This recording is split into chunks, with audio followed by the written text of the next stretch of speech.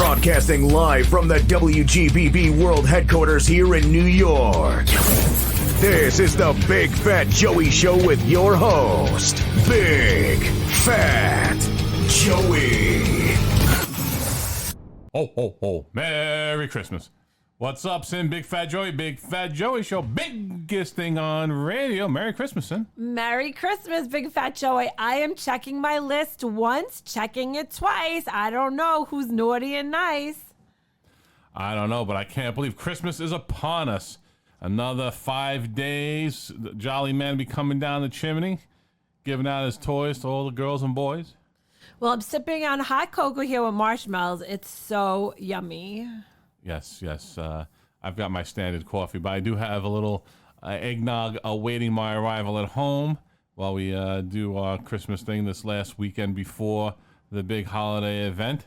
Well, I have to tell you, I've been shopping online, which there have been lots of sales. But the other day, I didn't tell you, I found the cutest lip gloss because it's named Joey with sandwiches on it from Ulta. And I had to just buy like a whole handful of them. Does it taste like an Italian sub, a Philly I don't cheese?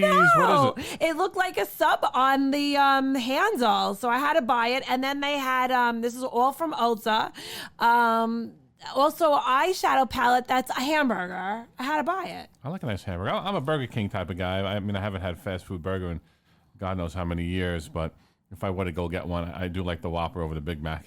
Well, they had the vegan burger one, which was like different colors, and then they had a cheeseburger one. I just thought it was cute, so I'm so excited. I am waiting for it to arrive, and I'm supposed to be shopping for everyone else, but I'm always picking up something for me. Yes, I noticed that, and luckily yesterday, my So what happened to you? my snowblower, which is relatively new, it's only 5 years old, and Aaron's snowblower is giving me nothing but heartache and misery from the day I've gotten it. I bought it from a professional landscaping shop here on Long Island, and it is a POS. I started it in mid-September, give it its once over. I started twice a year. In the fall, before everything starts up for the winter, and then once again in the spring when I start taking out the summer stuff, the patio furniture, what have you. And it started up, it ran well, and then yesterday I take it out, I pull on the cord about 4 or 5 times. Mind you, this machine's only 5 years old, and we haven't had really any snow the past 2 years, so I haven't even used it really. If I've used it 10 times, it's a lot. The pull cord rips right out. What happened? And then it has electric start. I hit it with the electric start. It starts for about a minute. It runs, then dies, will not start. So I am fed up to here. I know we're on radio, but it's Big Fat Joey. It's above my head. Which is above 6'7". Right, and I'm just disgusted with it. It's a POS, and Aaron's snowblower, in my opinion, is a POS. This is just my opinion. Wait, so you have a Honda, right? For what the Honda? So I have a Honda generator that I've had for 20 years since we had that big blackout in August of 2000, I'm going to say 2001. That bad boy starts on the first, second pull every time, all time. Never has given me a day of heartache. Never has let me down. This Aaron's is 15 years old, and once again, it's just my opinion. It's a POS. I would never, ever buy another one. Horrible. So who got us out? So luckily I called my landscaper, and he came, plowed me out, got me cleaned up, and very, very thankful he was able to come on short notice. Luckily he was out and got us on the move because we had to do some more food shopping yesterday, a little Christmas shopping, all curbside pickup. Wait, you got to give a shout out to landscaper. My landscaper, Frank Gagliardi's Landscaping here on Long Island. Give him a call. He'll do you right. Known him a long time, and he's always done the right thing by me, and he came by and plowed me out, so that was greatly appreciated on short notice.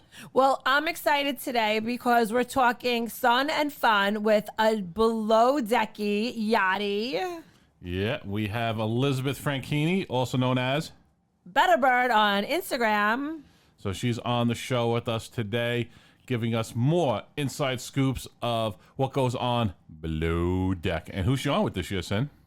She's on with Captain Lee, but not even that. She's from Long Island. Like everyone who's a yachty, all the yachties are being scooped up. Right. She's on with Captain Lee, Stud of the Sea, but she's also from Valley Stream, Long Island. We've had Casey Well, Cohen. Malvern. Malvern? And she went to school in Valley. Oh, okay, there you go. Yeah, Like all right. cuts off over there. And Casey Cohen over from Oceanside.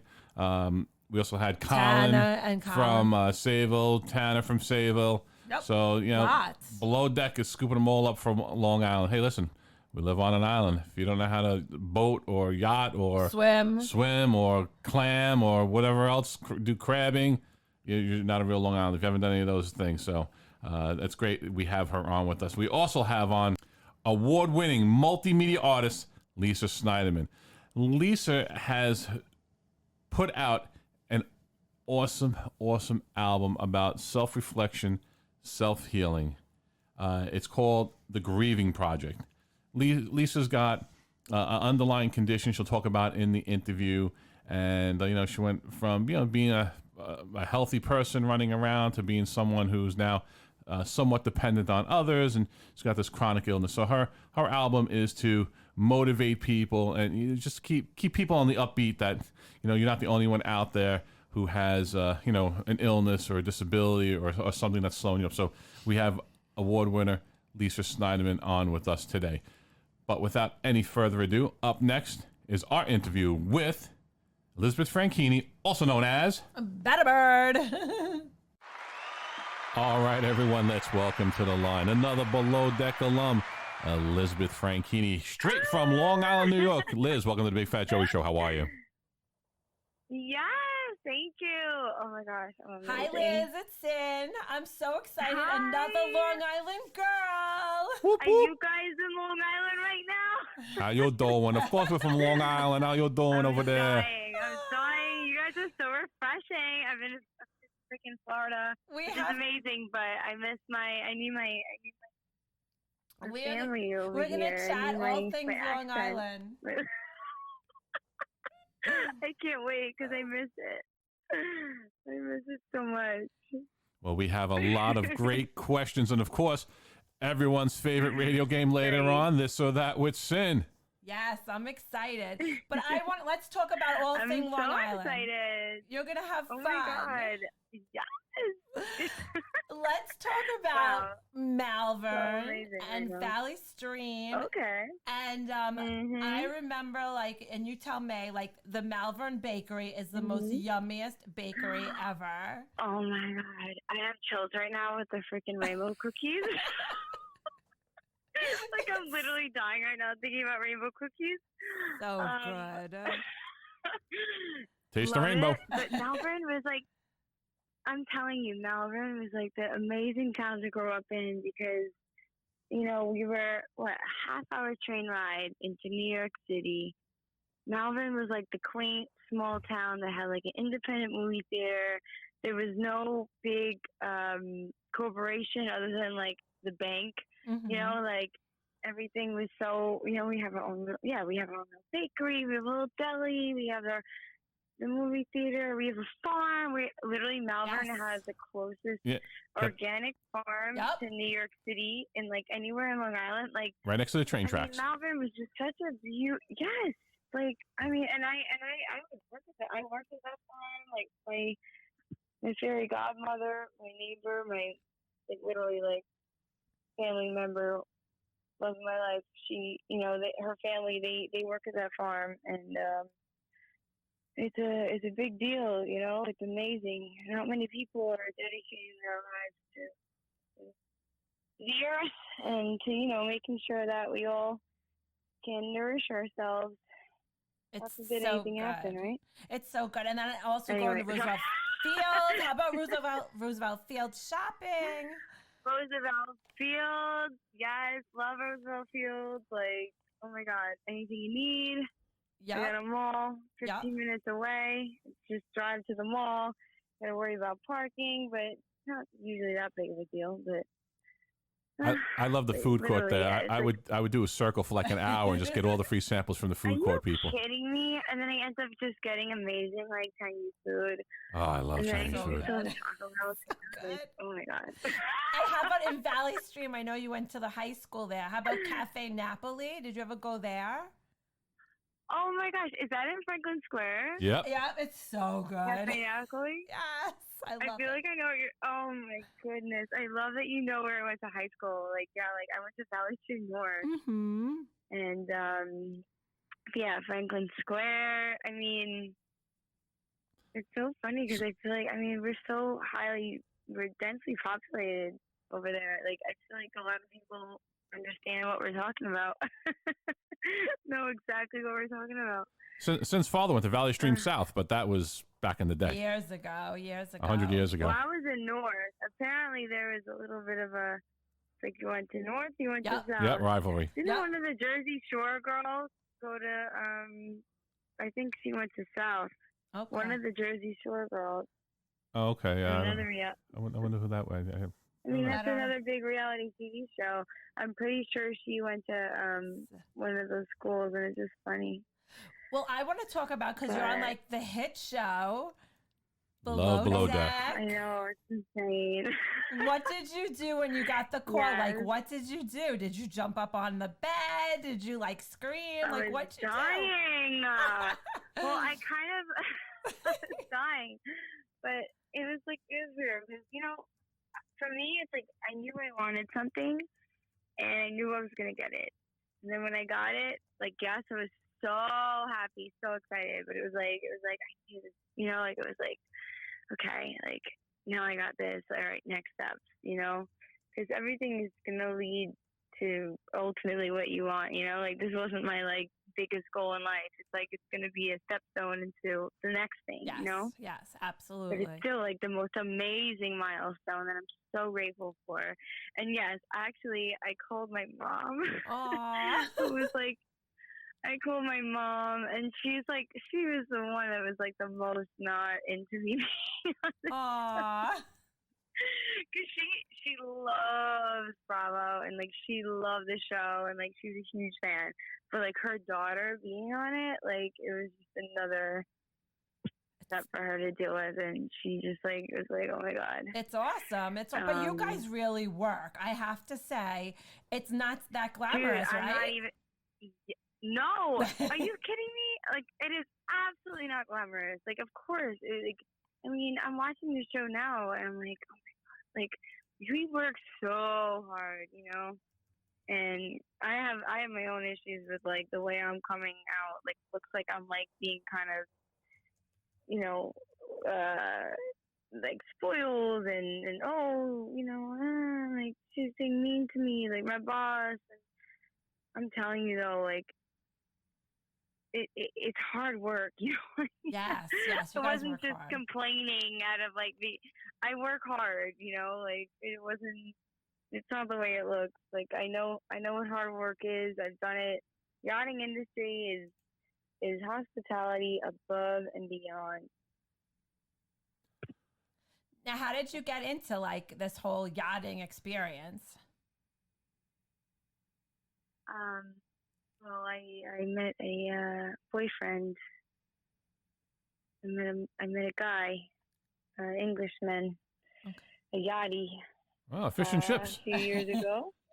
Okay.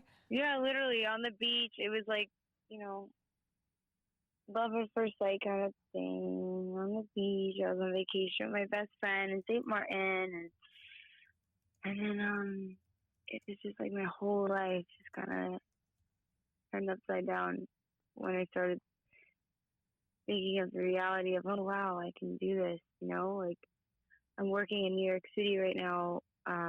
Yes, I have an acting degree, but I'm working doing promotions and in hospitality anyway. And wow, I might as well. I always love traveling. I love the ocean. Like it just like everything just felt like it made sense.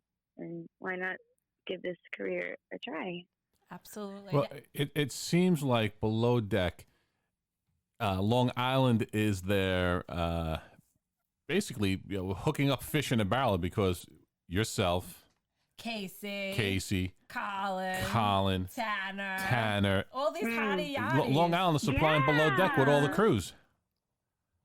You know what? That's so true. I mean, we grew up on an island. Like, are we forgetting that? You know? It's crazy. It's crazy. I mean, it would be Even weird. though we grow up in a very, it can seem kind of conditioned. Like, okay, you know, you do this, you do that. You go to school, you pick a job, you graduate. I think with some people, you know, we can't get away from the ocean. We gotta keep ourselves sailing. It's you know, unreal. like I don't know. Like some of us just I think have feel that calling to continue exploring and moving beyond what we've been given and I think if we're able to do that, we have the support from our family and our friends. Like I think that's the most beautiful thing is to just follow that calling and to, go with it. Now, your go mom watched overseas. Bravo, but did you watch did you watch the show? That's what I'm saying. Like my mom watches Okay. it, but like I'm the one like living it. And Right. I love her. That's She's awesome. watching it like, oh my God, my daughter's gonna be on the show, and I'm just like, what do you mean? Like I'm living my life. Like yeah, I'm gonna go on the show. Exactly. Well, ask your So mom it was if like she. kind of that energy. I was like black sheep energy. Well, ask your mom if she has And the my book mom's just like- Superficial, you know, the Andy Cohen book, because Big Fat Joey's on 2 pages. I'm not big and fat. I'm on 2 pages. I got my own centerfold spread. I'm sure she I'm telling you, I'm sure she knows you. Like it's so funny. Like It's I'm on pages 53 and 54. If Mom wants to see the spread. No, we're having fun. I want to know, how was it filming No, I like know. during COVID? Because that's like, I mean, that was like when you were filming, right? Well, yeah. I mean, it was so insane. I mean, like we were filming in February, like mid-February in Antigua, and we stopped filming, when COVID happened in March. So it was all happening like in the moment, and we all heard rumors from home. Like I talked to my mom on the phone, and she's like, this COVID, like it's bad, like it's scary, like this is going on. And when you're on this yacht in the middle of the ocean in this other country, and especially because we're filming this show, I mean, you really feel like, what? Like, you feel removed from it, You feel like you're in a bubble of protection because you kind of are. I mean, you think about, like, imagine, like, you think about apocalyptic scenarios or whatever. Like, we're in a I know, you're like out in the ocean. In the middle of the ocean. Like you think, like, imagine, like, zombies or, like, if you want to get weird. Like, I just feel like, okay, like, we're okay. We're not with the real world. Right. Like we're literally like on a boat. Yeah, and it's all happening around you. You're on your own little $1 million island. Yes. I'm telling you, and exactly. And then there's like the money aspect. Like people have like money more than you can imagine, and it's just you kind of live in this like other kind of reality that just is definitely not what most people are living in. Right. And I don't know. I'm very sensitive to like. Clearly, I mean, there's energies and just like the whole thing. So I can like definitely get kind of swept away in the whole like, wow, like here I am here, just like be living in that present reality of what's going on and not maybe be so aware of around us. But of course that comes crumbling down eventually. And well, you're talking about positive energy. I read that you also are like into crystals and the energies of crystals. Which ones do you really carry around that help you? Yeah, I don't know if you're into them or you know what I'm talking about, but there's some crystals that anyone who's not into them or understand. But so let's say you can have clear quartz crystal around you. You can have rose quartz, you can have amethyst, and then if you really want to upgrade yourself and take a risk, look into moldavite. Okay. Well, which one do you carry? Moldavite will upgrade you like 1,000%. Yeah, that will change your life. Which one do you carry with you? Do you carry them all? Carefully. I don't always carry them, but I do believe in their ability to uplift like our vibrations and help us to just like, be stay in an energy and frequency that makes us just like the best versions of ourselves, like for literally ourselves and other people. And it's just tools, you know. There's just, they literally carry energy, and it just literally helps us be better in life, I feel like. No, it's true. Who doesn't wanna Balances be? you. Like, It it's balances like, you. it's like literally simple. It's so simple. Yeah, it balances. Just like, it's a very simple thing. And it gets you through, like, so being more complicated. positive. I have a question. It's all about positive energy. Yeah. How about, like, what did you learn from Yeah. Captain Lee, like, this year? Like, what did you learn from, like, the season?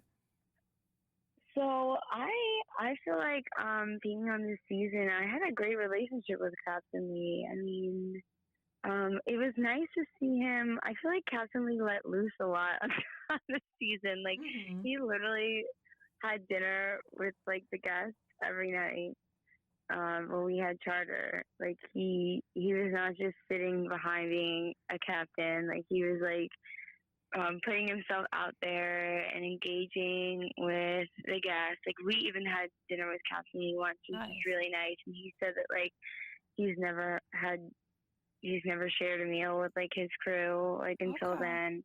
So there were a lot of, like, first timers with Captain Lee. Like, I really respect him, and I have a lot of love for him and, like, what he's been through, and you know how he feels about his wife. Like, they're so cute, and like I have respect for Captain Lee. But I'm not gonna lie, he's been doing this freaking log, and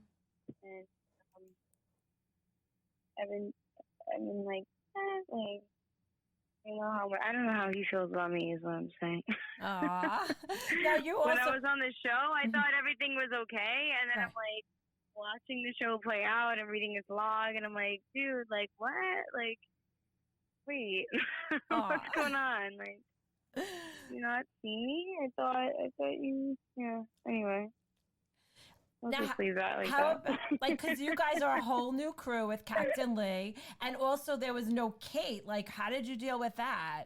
Like, not having Kate. Oh, I know. Well, it's funny because I had said in another interview, like, I was expecting Kate on this charter. I thought I was going to be working with Kate.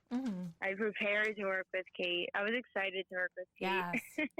She's so organized.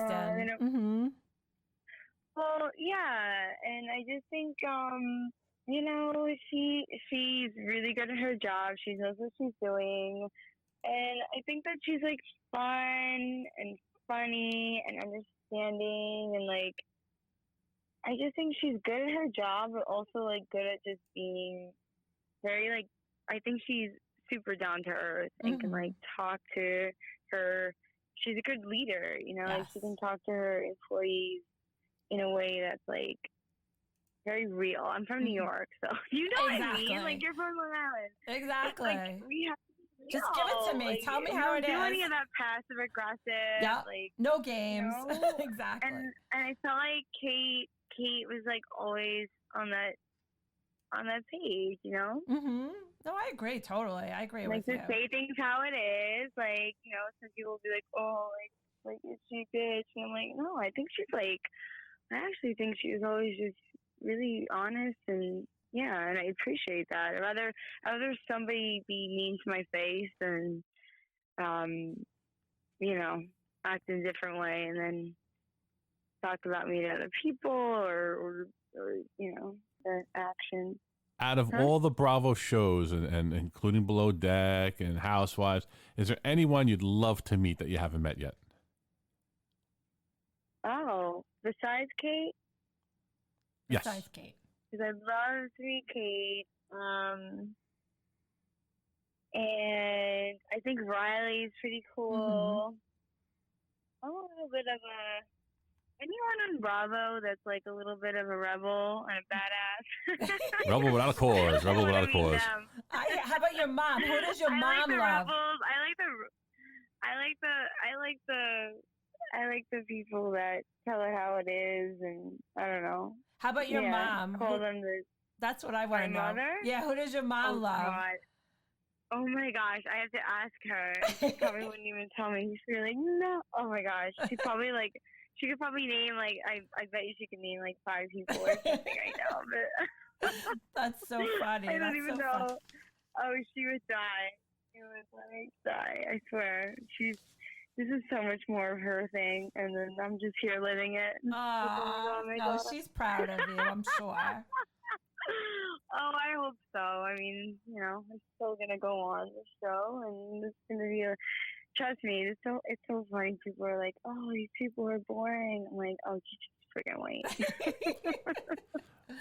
Well, I'm like, "You think season 8's boring? You don't like us? Oh, okay, keep watching." keep it watching, keep it listening. You know what? We're going to keep the excitement rolling because right now, Sin is chomping at the bit to play radio's favorite hit game, This or That. You ready? Yeah. Okay. Let's do it. We're ready. All right, Elizabeth. You're going to weigh in.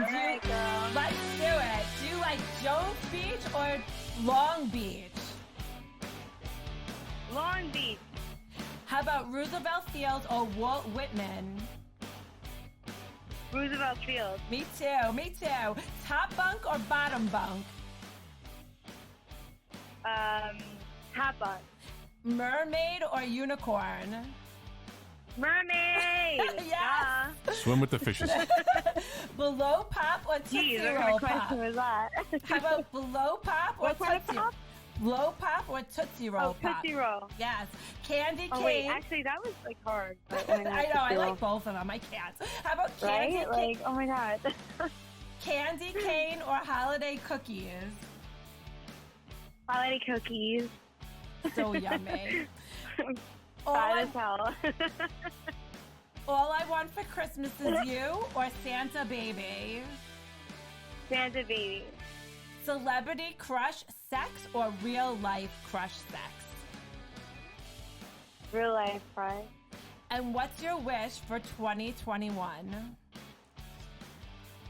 For the world to come back to normal in the sense that we can all hang out, COVID's done, and the world's just fucking normal, and people can enjoy themselves and love each other and be with one another, and we're healthy and happy. I agree. I'm over this pandemic party. I want fun again.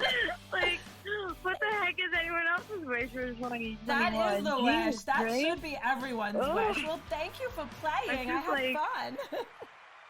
Oh, I had fun too. It's been actually such a dream to hang out with Long Island people. Yes. Now, what do you miss? Because you're in Florida, right? I heard you said Florida. You're in Florida? I miss bagels. I miss pizza. Go keep And going like I because I'm said, I hungry.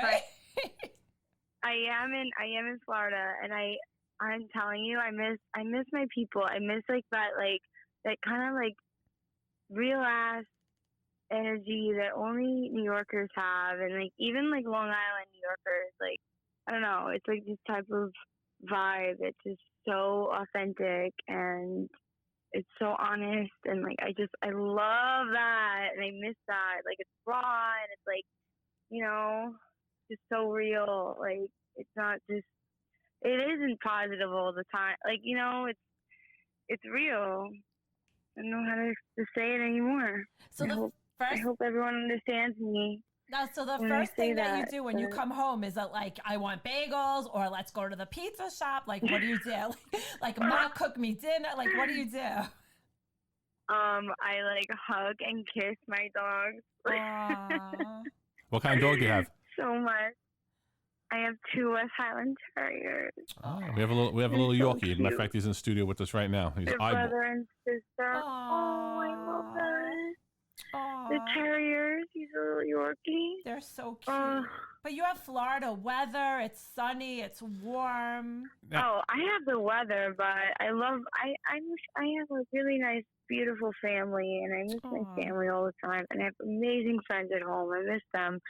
So it's like I come home, I am just happy to see my parents, my grandparents, my cousins, my aunts and uncles, my best friends, my dogs, and then like the pizza. It's always about the food. I agree. Yeah, the pizza down in Florida, bagels. I guess it's true. Something in the Just, water. Like, the energy of people that are just like, hey, like, what's Like, oh my god. Now, are the boys better in Florida or New York? Who's in Florida, New York? Yeah. What do you think? Oh man, It's hard, right? It's weird. I think dating in general right now is so weird. Well, it's just a weird time. Yeah, it's like I can't even tell you. I don't even know. Well, we're so excited. It depends on the person. We're so excited that you were with us today.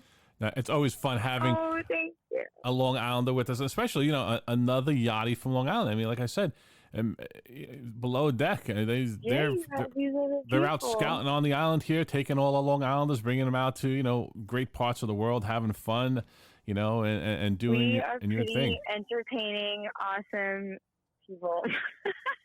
And now, how can my audience find, follow, and keep up with everything Elizabeth Frankini? My Instagram, which is at Bettabird, BETTABIRD. And I have a website, which is my full name, elizabethfrankini.com. But my Instagram is like where I'll be very active and all of my pursuits, acting, drumming, yachting, my paintings, like everything. It's like, if you're interested in my vibes, there I am. Let's stay in touch. Let's be friends. All right. Well, Elizabeth Frankini, thank you for being on the Big Fat Joey Show. It's been a pleasure. I wish you nothing but luck and success. Thank you, Liz. We had so much fun. I love having my yachties on. Thank you so much. You're so fun. I love you. I love talking to you. Thank you for letting me rant about no problem. ranting about everything. Have a great one. Love you guys. Thank you so much. Bye-bye. Bye. Bye-bye. Ahoy there, matey. It's always great having a yachty, especially from below deck, on with us, especially a Long Islander. Yes, it was so good to catch up all Nassau girl things like Roosevelt Field and shopping and all the cafes. It was so good. Yes. So it's always great having, and I'm just amazed at how many people Below Deck grabs from Long Island. So everyone check out Below Deck. Check out Elizabeth Frankini, also known as Bettabird, on Below Deck with the stud of the sea, Captain Lee. All right, everyone. Up next is my interview with award-winning multimedia artist Lisa Sniderman. All right, everyone, let's welcome to the line Lisa Sniderman, also known as AOEDE. Lisa, welcome to the Big Fat Joey Show. How are you? Oh, I'm doing great, and thank you for having me today. Well, thank you for being on. I am captivated by what you're doing, how you have basically taken lemons and, using the old saying, you've made lemonade. You've written music accompanied by art to help people heal through the various physical ailments that they're going through. So, first and foremost, can you tell us a little bit about yourself? Yeah, absolutely. So, I'm an award-winning artist. I'm a playwright, an author, and I'm a filmmaker. And I always say that I obsessively create to heal. And so I've been battling a rare chronic illness. It's called dermatomyositis. And don't worry if you can't pronounce it, because no one can. It's a progressive autoimmune muscle weakness disease. And I've been dealing with the combination of trying to find medical treatments and immune suppressive drugs and infusions for about 12 years that allow me to go from what I call from surviving to thriving. And that's really my personal story, is really going from surviving to thriving. And I'm still dealing with those challenges. So I had a flare back in 2018 that resulted in me being homebound for more than a year and a half. Wow. And then, of course, as we all know, COVID hit. So I've also been receiving monthly infusions of gamma globulin, which helps flood my body with a bunch of antibodies that help. And I've been doing that 5 days each month at the hospital. And I stopped doing that in March because of the risk of COVID. Mm-hmm. So what it tells me is that this journey is not like I'm talking to you because I've gone through something and now I'm sharing, with the audience. It's more this is an ongoing journey, and that, it attacks and weakens my immune system and muscles, and it causes debilitating fatigue and stamina and energy issues.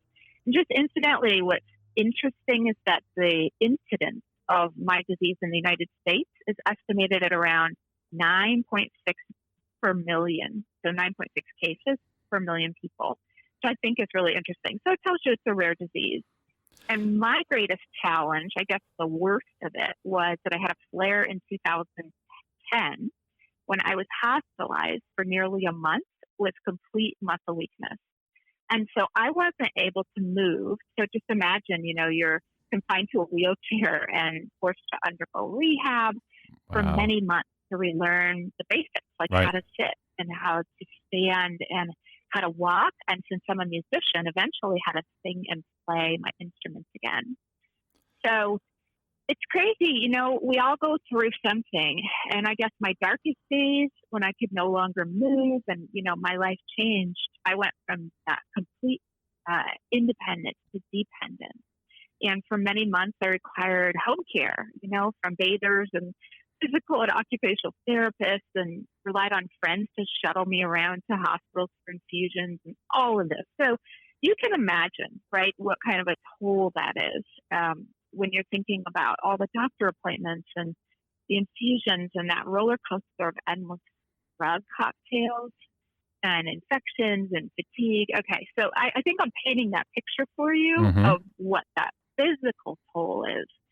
And then I guess, in addition to that, imagine the mental toll, because at that point I was 35 and that was 12 years ago, right? So I was questioning my purpose and my identity and my faith and my contributions and value and worth, because here I was, an artist and also just about to get married and go on tour. That's exactly when this hit for me.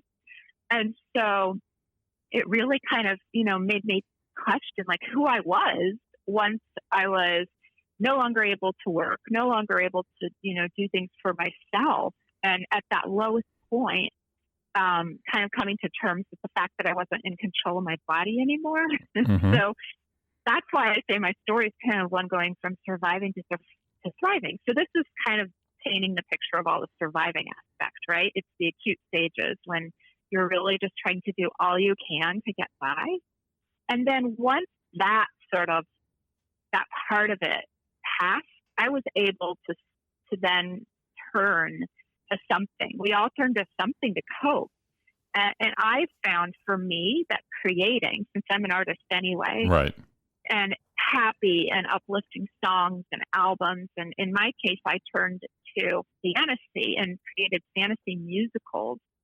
Any of this stuff all helped me counter and avoid dwelling into this darkness, right? This day-to-day darkness.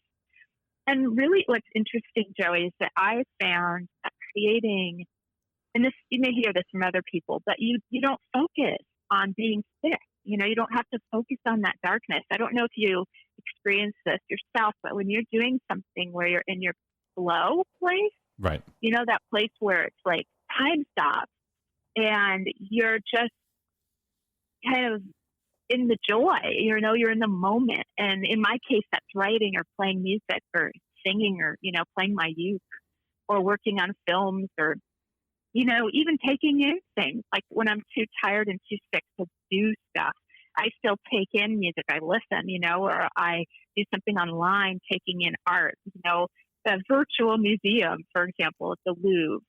And all of these things, when this is happening, I don't think about my illness and I don't dwell on being sick.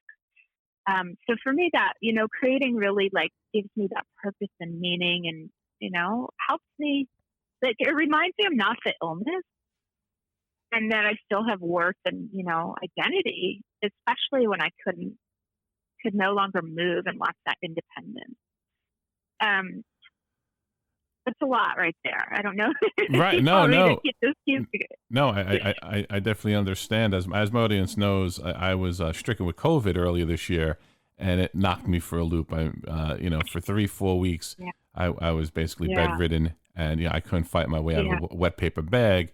And like yourself, luckily, this would have, unlike your case, mine was only a short-term thing, but, those 3-4 weeks, in bed and not being able to get things done. I was working on my house before I got ill, so I had a couple of projects up in the air, and it was a little, aggravating that I couldn't just get up out of bed, go do what I had to do. I was just too weak and too unsteady, but, obviously, knock on wood, came around and, was able to, come out of it. But yours is a lifelong thing. No, so I can understand the frustration. But same with yourself. I did a lot of listening to music, listening to TV. There's not much more I could do. Just lying in bed. There weren't many other activities besides scrolling through the internet and planning my show and doing other things and just laying things out for the future. But no, it's good that you had that outlet. Yeah, I'm sorry you've gone through that and endured, but it does. I also think it gives us some understanding and compassion for others. So, you may not have a chronic illness, but you can certainly understand what others going through it feel now that you've been through something. And that, that's also really important. I think the other aspect of my journey is that, I forced myself to be filled with gratitude and love and light and, hold on to hope. It's not like I saw myself as a victim, it's like I have this disease, but I'm not the disease. And I think that's really important. So like in 2016, I decided or kind of realized that I was missing something. I had a yearning to be part of something bigger. And it was that point, like, it's kind of like this. I was doing all kinds of things to, like you're saying, to pass time, right? That for me was expressing and sharing my music and my art.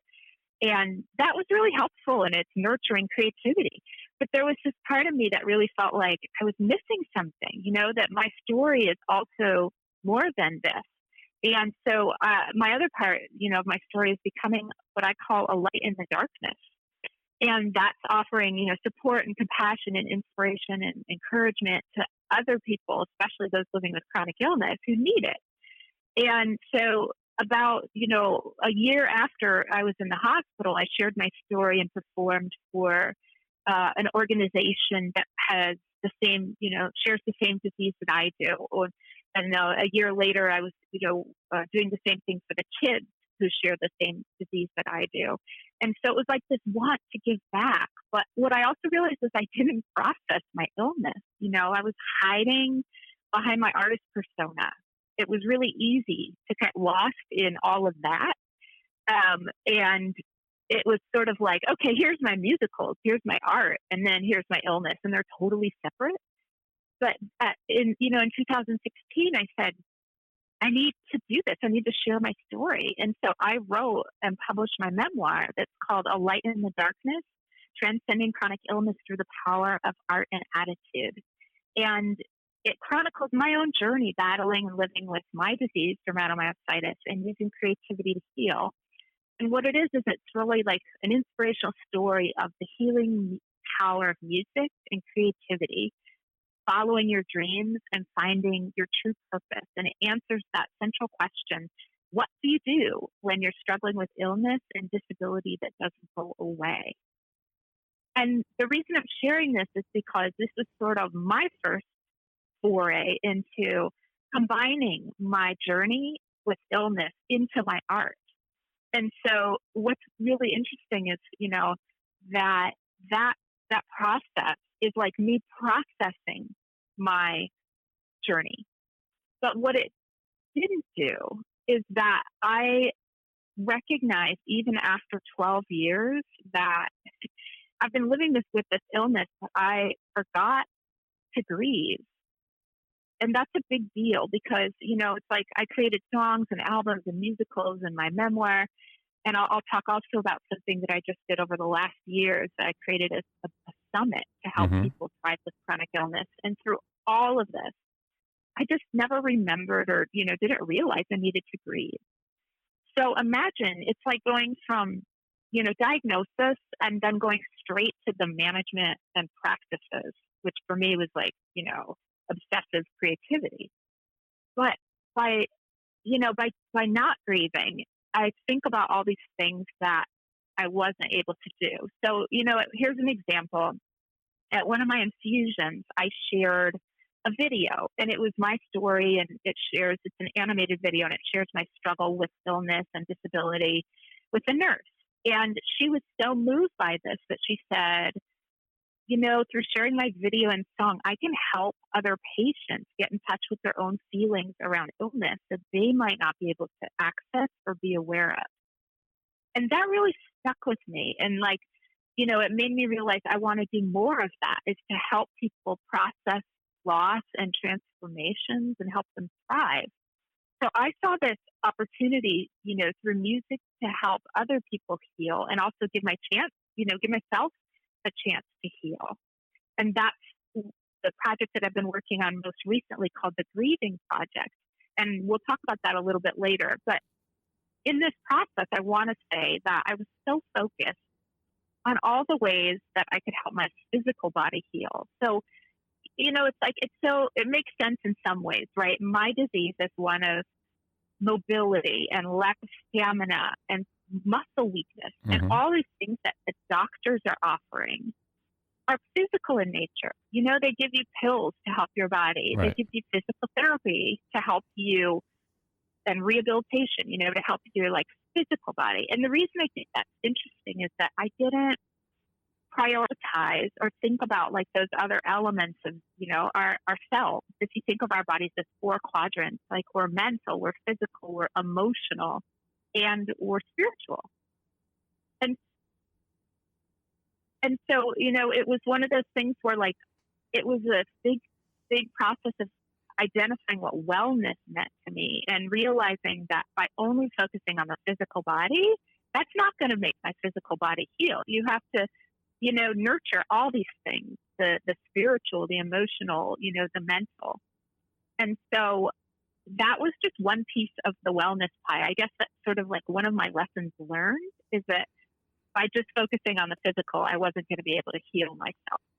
And I knew this kind of instinctively, because I really just delved into creativity, and I'm sure that also helped, nurture some of those other parts of myself. But I found that, really interesting. And so the grieving, going back to that, I think that I was really, once I realized that I had forgotten to grieve, I wanted to help other people with that. I wanted to figure out a way that I could help people basically access their feelings and loss around illness, and get to thriving. So the Grieving Project is a powerful, inventive spoken word audiobook. And it's a very musical audiobook that sets the stages of grief to music and helps us move from surviving to thriving. So the reason I say it's very musical is that the whole audiobook, and it's about 22 tracks, is spoken over original musical compositions. And in it, what I did is I created characters, including myself, and 4 characters that have 4 different chronic illnesses plunged through 14 stages of grieving and thriving. And it's kind of like a melding of words and an emotional orchestra, and it takes us on this moving journey from surviving to thriving. And what this is, or the 14 stages that I did, is I adapted. Some of you might be familiar with Elizabeth Kubler-Ross, and she kind of penned and coined the original 5 stages of grieving. And so I adapted those stages, and then I added, based on all of my experience, I added 7 new stages of thriving, and, created basically this opportunity for people to listen, to the spoken words and music. And my hope is basically just feel whatever comes up for them around their journey with grief, and to have that be an opening for them to be able to access, whether it's illness or something else. I mean, we're living in this, crazy age right now, and it's like more than ever, we need to be able to thrive, right? Exactly. But I think that first we need to grieve. And that, this Grieving Project is sort of one of those ways that can help us do that first, Well, I definitely think you hit the nail on the head because obviously, when you're going through any sort of life changing or traumatic issue, you need to absorb it and understand what happened before you can move on. And like I said, in your case, you went from being diagnosed with this to all of a sudden, skipping right through the grieving process and going to the managing process of it. But no, I believe, you're correct on that you need to figure out exactly what happened, why it happened, come to terms with it before you can move on. Definitely. And I think that a lot of us don't. Right. There's lots of reasons for that. One reason might just be life is moving and we don't want to be thinking or focusing on stuff. You know what I mean? It's almost like you need to just keep going. And by not processing and not grieving, that sort of allows you to just move on. Now, I'm not saying that happens. I'm saying, you're thinking that you're moving on, but you're not really. Right. People just want to get away from the experience or the thought of what happened, the feelings of what happened, and just move forward with it. But you do need to, step back and absorb it before you really can completely move on and grasp the situation at hand and deal with it. Exactly. And so the other thing I wanted to mention is that you were started this whole thing off kind of saying it's like making making lemonade out of lemons. Well, the other thing that I believe that having and living with chronic illness has shown me is that it's led me to my path and purpose, which is becoming a light in the darkness and helping and encouraging others that are struggling to thrive. And so another thing that I did this year is I spent almost a full year, I guess, creating a summit. And that was interviewing experts that had some connection to the chronic illness community. So medical experts, alternative practitioners, spiritual teachers and healers, and thought leaders, and thriving artists who battle illness, online support networks, and creative therapists. And I took all of this, and I think there were about 61 that I interviewed, and that's why it took me a year. I gave myself time because I also live with a chronic illness, and I'm challenged by limited energy. And I had an opportunity to share their stories and strategies and tools and resources and life lessons on how to thrive. And, topics that were of interest to people living with chronic illness, like nutrition and spirituality and mindfulness and yoga and meditation, functional medicine and mental health, all these things that, was of interest to that population. And what was neat is I ended up getting 1,800 participants online. Wow. And this just happened. Yeah, this just happened in July. So imagine, you have all these people who are living already, so many are homebound, and giving them, this opportunity to be able to learn from experts, So I found that process was really rewarding and, made me realize too, all of these different ways that I can incorporate my art and my journey with illness into my art, right? Because even though it's a summit, I don't think of that as like an art form, but realistically, it became an art form because here I am as a filmmaker, I was able to create 60 some videos. And share them. And so that also, I guess, is another reminder of, look, you can see the gift and the curse from what you're going through. And, you can also use your gifts to give back, and share with others and hopefully help encourage and inspire them on their journey. Well, now, to help inspire people, how can my audience get a hold of the Grieving Project and find, follow, and keep up with everything that you're doing?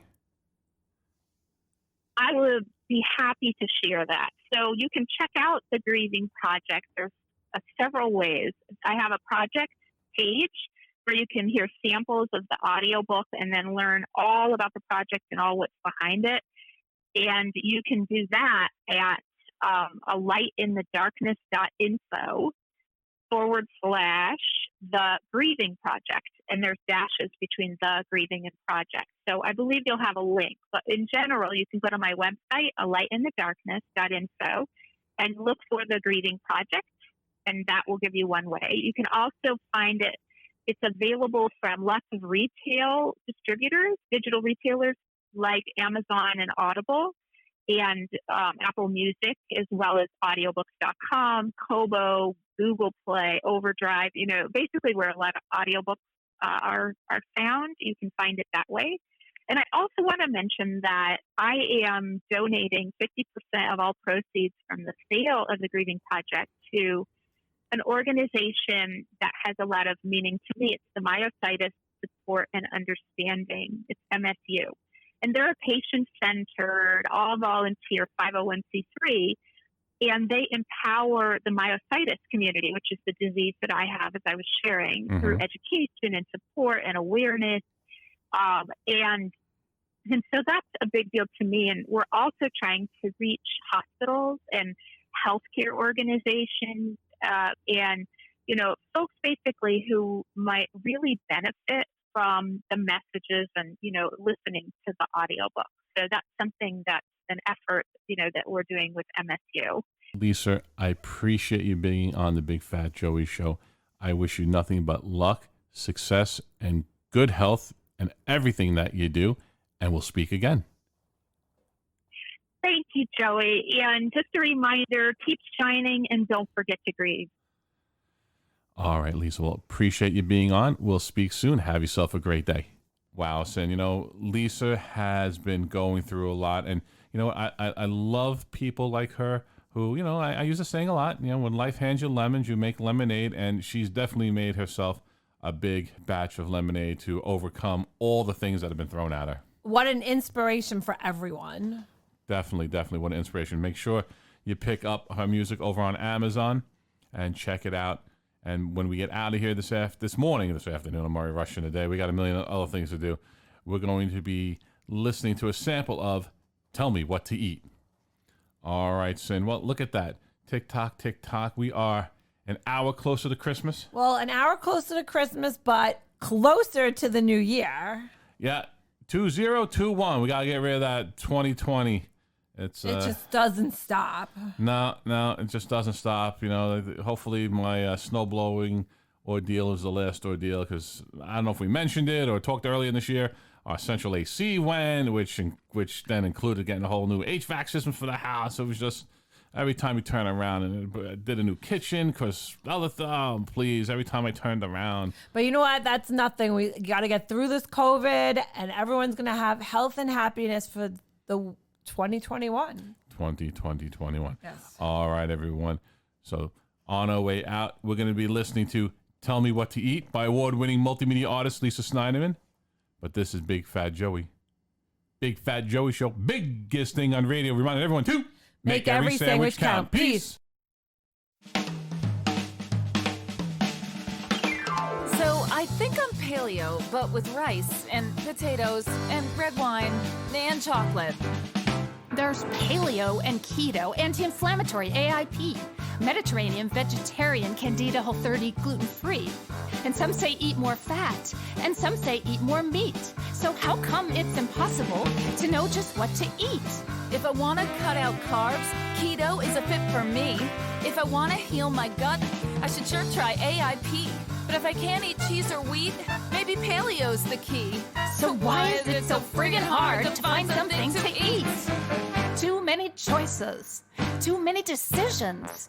Everywhere I look, there's another book, another scheme. Another scheme. Too many choices, too many selections. Can't somebody just tell me what to eat? Avoid sugar, avoid alcohol, corn syrup, and caffeine. Avoid grains, legumes, dairy, GMOs, nightshades. Avoid processed foods, additives, trans fats, corn and soy. And eggs and nuts and seeds. And after that, what's left to eat? Vegetables. Eat lots of vegetables. Eat the rainbow. How much is too much fruit?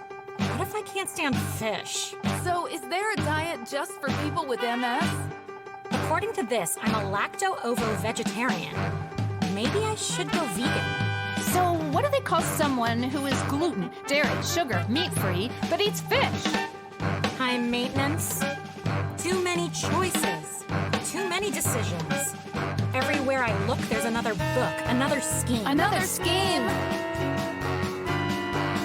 Can't somebody just tell me what to Legumes eat? and fruits and nuts and seeds and eggs and fish and grains. Can eat them all if I recall, if I go Mediterranean. But oh, good God, this really hurts my brain. Oh, here's yet another way, another diet, another craze, completely contradicting what the last one just conveyed. And now bad fats are out, and good fats are so in. But how much coconut and avocado can you really binge?